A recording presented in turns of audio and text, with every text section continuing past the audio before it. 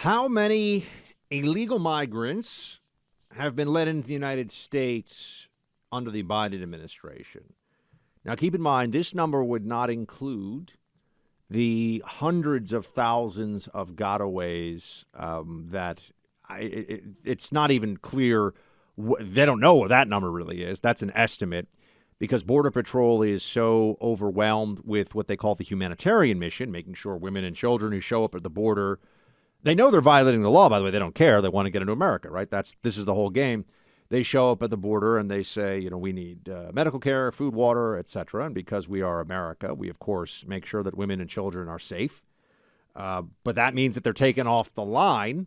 They're taking off the line for the drug smugglers and the other human trafficking that goes on, often with males, single adult males who have been previously deported. Some cases have violent criminal histories, even violent sexual crimes in their past. They're not going to turn themselves in because even the Biden administration will generally turn them away at the border. So they just make a run for it. That's what the gotaways are. They just get into the country free and clear. Hundreds of thousands in the last 6 months alone. Between I think it's about 400,000 is what they're estimating right now.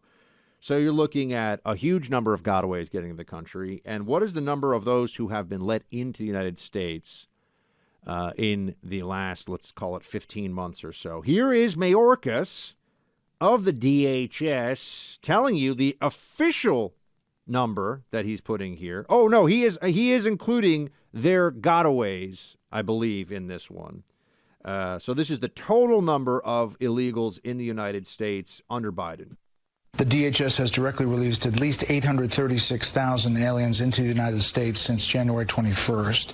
Then you add the 207,000 unaccompanied alien children, UACs, and then your Border Patrol estimates somewhere from 200 to 400,000 gotaways. In other words, encounters that are not evade apprehension. So and gotaways have been a challenge from the beginning. Yeah, from the beginning. But that matches your numbers roughly? I believe so. So we're talking well over a million let in the United States, and in the United States in violation of law.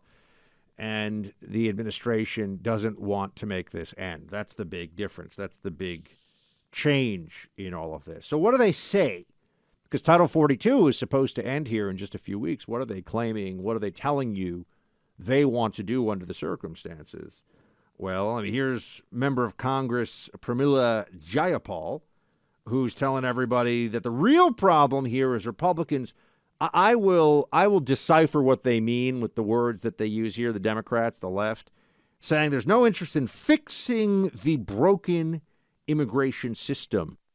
I was an immigrant rights activist for 20 years before coming to Congress, and I have consistently seen these, xenophobic attacks by by Republicans on immigrants.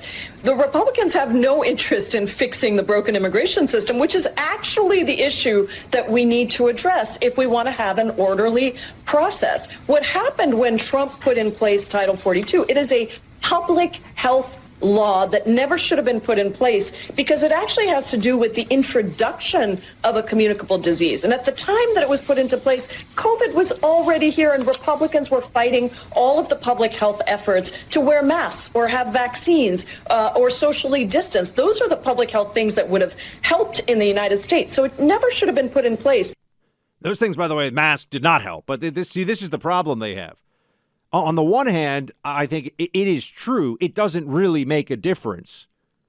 It doesn't really make a difference at this point and for a long time whether you are allowing people. COVID is all over the country. We've had record high cases from Omicron even this past winter. So it doesn't really, if you're going to be reasonable about this, make that much of a difference. But this is the only time you'll hear Democrats actually say that about any COVID restriction. Oh, well, this COVID restriction they want to waive. The other ones they still like and they wish they could keep forever and ever, on planes, no matter how stupid it is, because it's about control. It's about virtue signaling, and it's also about political identification for people. You go along with these different mitigation measures, as Fauci calls them, because you're a good person. That's what they'll tell you. Because you're a Democrat, you believe the science. You're not supposed to think beyond that. You're just supposed to go along with it and do it. But when they say broken immigration system, there's a pretty straightforward way to fix a part of this, which is to end the incentive to come into America illegally. As long as the incentive structure continues, this is what the incentive structure is right now. There's a very good chance if you show up at our southern border and you know what you're doing, meaning you know how to play the system, you will be allowed to stay in the United States permanently. Better than a 50-50 shot right now. Depending, if you show up as part of a family unit, you have a child under a certain age with you, your chances are like 99% you're going to let into the U.S. right now. Much higher. And then once you're in, there's no interior enforcement. So all you have to do is get past that first layer of porous security and you get to stay in the United States. All right, so how do we handle this? They keep saying, oh, the answer is a more orderly system and amnesty. What that means is make it easier for even more people to come in violation of standing immigration law, and everybody who's already done that gets amnesty. That is the game that they're trying to play. That is their end state. That's what they want. So it would be like, because remember, these are violations of law. You're not supposed to do this. This is almost like federal trespassing, right? You enter the United States, not at a port of entry, you have broken the law. And then your presence in the country is in violation of law the moment that you don't actually have you don't show up at court, immigration court.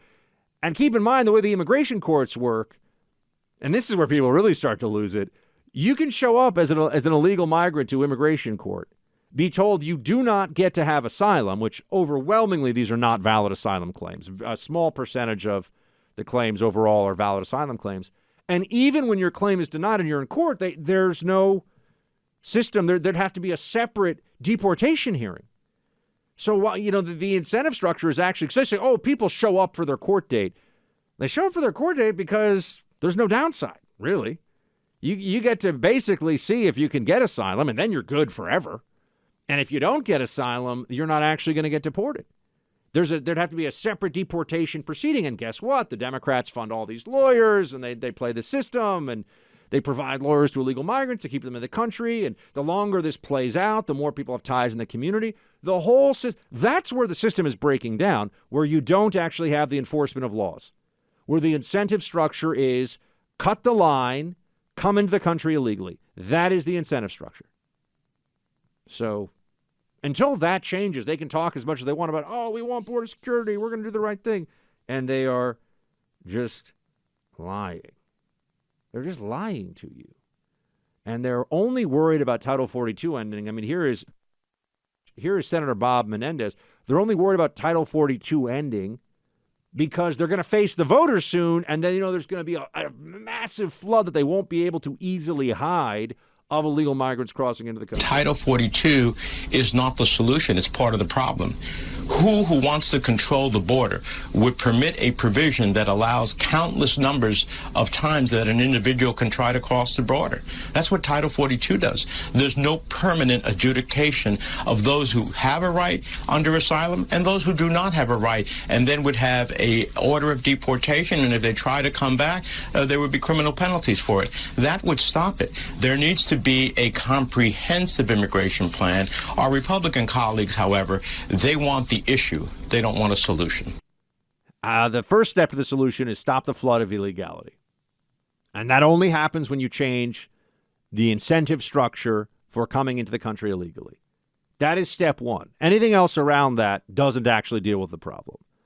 Democrats are just going to talk around this issue a lot, though. And they're sending more people, more bureaucrats to the border to make it easier to get asylum, by the way. That's the other process you're going to go through here. And the national media will overwhelmingly lie to you about this. They'll say, oh, they're asylum seekers. No, they're not. They're migrants who want to be in America because, at least for now, we still have a pretty good currency and economy and welfare benefits and state resources devoted to those who come in, even in violation of our laws.